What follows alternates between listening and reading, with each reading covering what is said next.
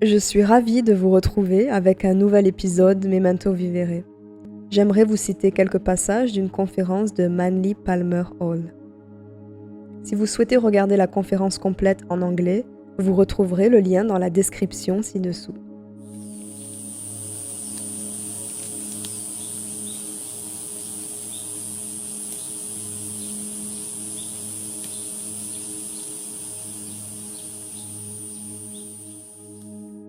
Dans cette conférence, Manly Palmer Hall parle du karma, autrement dit de la loi de cause à effet, également connue sous le nom de la loi naturelle.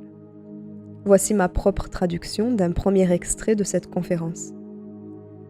Le karma n'est pas une punition décernée par les cieux, ce n'est pas un travail douloureux que des divinités distribueraient à des enfants capricieux.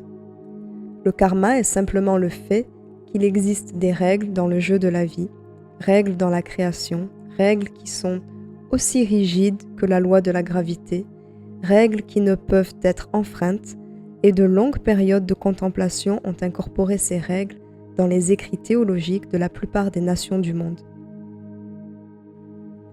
Ces règles ont d'abord été observées par nos lointains ancêtres.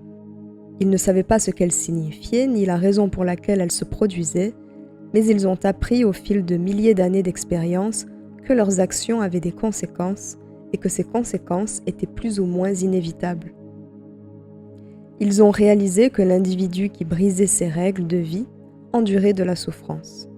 Cette souffrance n'était pas causée par un pouvoir divin qui aurait puni cet individu, mais simplement parce que l'individu avait brisé la loi de cause à effet.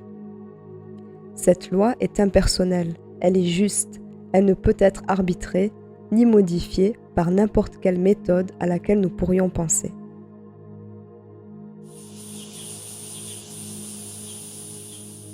J'ai trouvé cette explication de la loi de cause à effet, du karma ou de la loi naturelle très claire.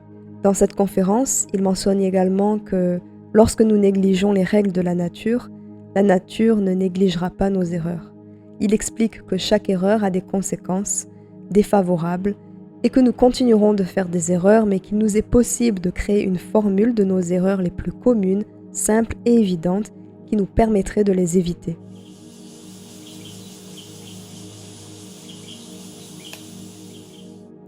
Voici d'autres passages de cette même conférence que j'ai traduits et que j'ai trouvé très clairs et profonds.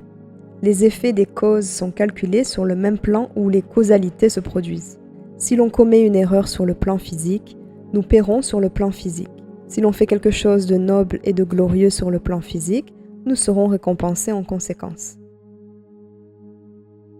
Si nos erreurs ne sont jamais négligées, nos vertus ne sont jamais oubliées. Dans la philosophie de la vie, l'ignorance n'est pas une excuse passé un certain point.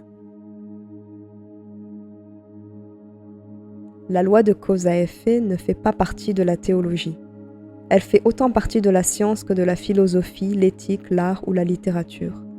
La loi de cause à effet fait partie d'un schéma complet de la vie, basé sur un simple concept.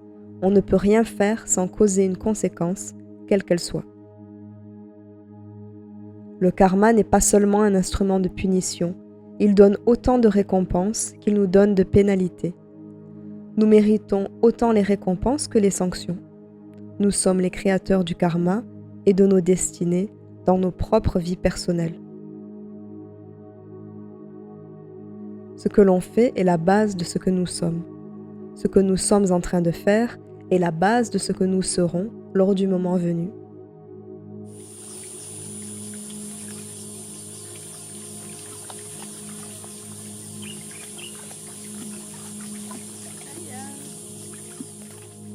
Je vous remercie pour votre temps et votre attention. À très vite et n'oubliez pas de vivre.